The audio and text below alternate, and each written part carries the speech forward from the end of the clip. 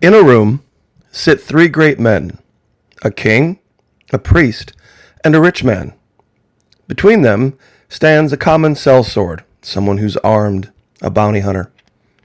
Each great man bids the sellsword slay the other two, who lives and who dies. Now I'm just going to pause for a minute to let some folks think about that. Would you kill the king and the priest, for example, hoping that the idea being you spare the rich man and he gives you a large payday?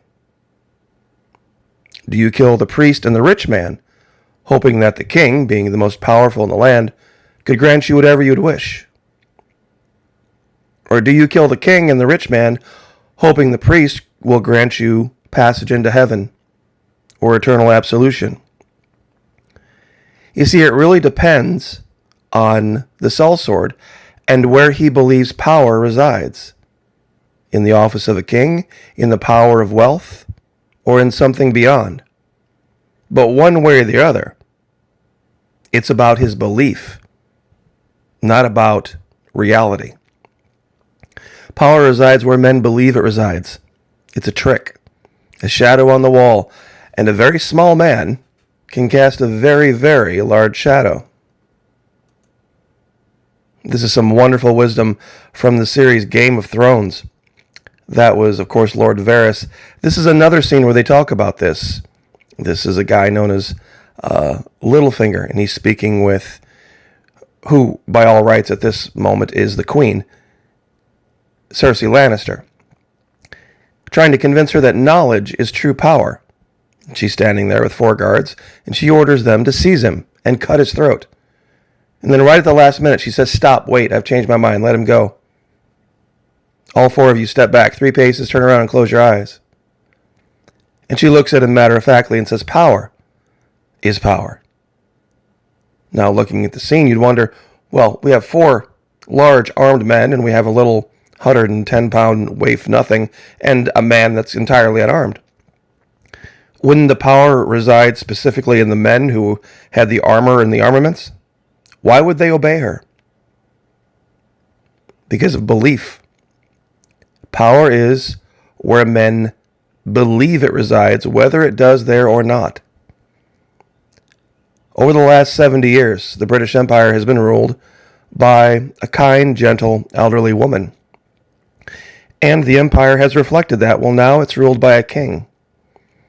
And very soon the world's going to see how big of a difference this makes, pardon me, see if I can speak Her Majesty's, or I should say at this point in time, His Majesty's English properly. See, I'd like to ask a theoretical question. Why should we not at this point return to colonial rule? If perhaps Donald Trump would have a meeting with the king and say, you know what, we made a mistake. Things are no better now than what they were back in the 1700s. We made an error. We should have obeyed King George. Now, I'm sure there's a whole bunch of people typing already. Florida Maquis, didn't you watch The Patriot? Don't you know what we do, how we fought, all the blood, and what did we fight for? I would like to ask that question right back at you. What did we fight for? Angry over being the colonists at the time, being taxed to pay for the French and Indian War. They were angry over being taxed to pay for endless war. Iraq, Afghanistan, Ukraine? Anybody? Is anybody angry over that? Now? Does that go on now? Does our government tax us to finance endless wars? Complained that their rights as British citizens had been violated. Well, really? I wonder if there are any Americans now who believe that Washington, D.C. has violated their rights, their constitutional rights. Anybody out there? Show of hands. Anybody's Second Amendment? Anybody's First Amendment? Anybody out there? Wanted King George to recognize those rights, and some of the colonists started to think that freedom from Great Britain would be the best idea. Has anybody out there considered maybe being free from Washington, D.C. would be the best idea? How many people out there right now are pushing for a convention to change things radically in this country, but they're not called traitors, are they? They're called patriots. Why? Well, I'm sure some are typing, well, Florimaki, it's very different back then. They had taxation without representation, and the government didn't respond to official complaints and grievances. Were kings required to do so? Is Washington, D.C. required to do so? And how many of you out there actually believe that you are represented here? You see, taxation without representation has been going on in this country for about 80 years. Because you have to be a Democrat or a Republican to serve. The government itself has laid a requirement that you must be a member of a party to represent the people in your area. You have to be Party A or Party B. And if you're not part of Party A or Party B, you don't get to represent anyone. So no, you aren't represented. Only the parties are.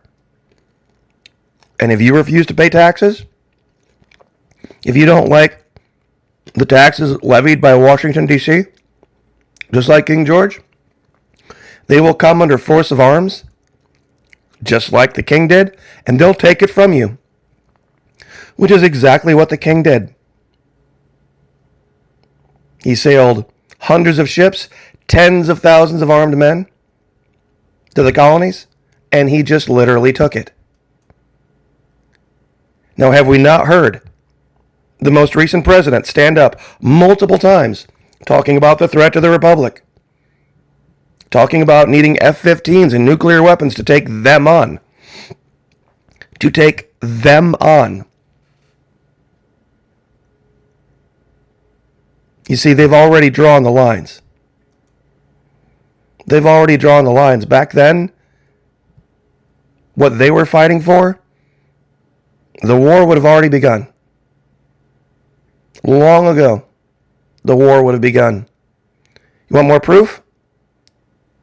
8 September 2022, soldier, U.S. Army, linked to racist post, online extremism, FBI says. Pardon me. You see, this soldier expressed an opinion online that the U.S. Army didn't agree with, that certain groups of people don't like. So he was unceremoniously kicked out and dishonorably discharged of the U.S. military for expressing an opinion that might bother someone. Yet, in our own Declaration of Independence, we hold these truths to be self-evident, that all men are created equal, and they are endowed by their Creator with certain unalienable rights. What are those? Life, liberty, and the pursuit of happiness. I wonder what our founding fathers would have said about kicking somebody out of the military for simply expressing an opinion some other people didn't like. See, it's not even an illegal opinion. And that our government would even think about creating illegal and legal opinions, while simultaneously pushing for the Department of Defense to allow recruits with a deadly disease to join the military, HIV. This is the same day. It's broken. It didn't work. I'm sorry to say that that's the case, but it's broken and it didn't work. Right now, it's just the death throes. There's nothing going on right now that did not go on with the king in the 1700s. It is just a psyops game. From our perspective, we look across the water at people that we don't agree with, and we call them backward savages, brutish invaders, with their primitive superstitions and their wicked despots living in their barbarous wastes, while looking at us having basically just the same thing with a different flavor, referring to our glorious leader, great religions, noble populace, and heroic adventurers. What is this? It's simply just a difference of morality. It's just a simple difference of morality. And I would defy anyone out there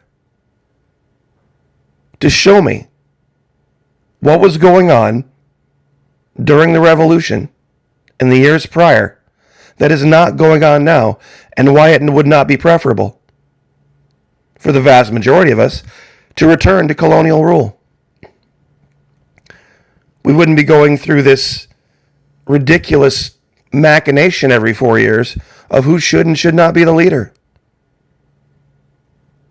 And we know power is where men believe it resides. It would simply just take a matter of belief. Nothing else. It was an experiment, and it was a noble idea, but it's failed completely and miserably. Because I'll ask this question again, and I'm really truly dumbfounded by those who see the Bible as a hammer to hit people over the head with. In a country that venerates a constitution that says life, liberty, and the pursuit of happiness, and says this above all things, do we venerate? Are we going to fight for? How is what goes on in anybody's private marriage something anyone else should ever be concerned with? But yet we see it all the time, don't we? Why would this bother anyone? If you believe in the Constitution and the right to life and liberty and the pursuit of happiness and freedom of speech and freedom of expression and the right to be secure, I mean, there's a wonderful series out. It's from 10 years ago. It wouldn't make it to TV today. It's on Amazon Prime, and I believe you have to purchase it. But it really shows how far we've fallen in 10 years. You see, in this particular, it's 2 seasons. It's about 37, 38 episodes. The power has gone out, and of course, everybody's been reduced to crossbows and swords, except, of course, the elites. They have guns. But every major character in the show shows both a side that is good and a side that is evil. See, there's no good guys, straight up good guys and bad guys. I mean, with the power out, it's truly freedom. Meaning everybody's, generally speaking, looking for their next meal. They're only a couple days away from starvation. And in this particular case, I don't know how anybody would sit and walk around with some moral pretense in their head when you knew you or your family or your loved ones were a day or 2 away, maybe 3 or 4, from being crippled, starvation, injured. And they don't pull any punches about what the reality is. That's why I don't think it would make it to TV today, because they tell the truth. They really do. So anyway, I will leave that there. But this was a great thing to even talk about with your survival group. Go around the group. Who do you think would be the 2 that you would kill, and who would you keep, and why? So I'll leave it there. God bless. Like, share, subscribe. We'll see you guys next time.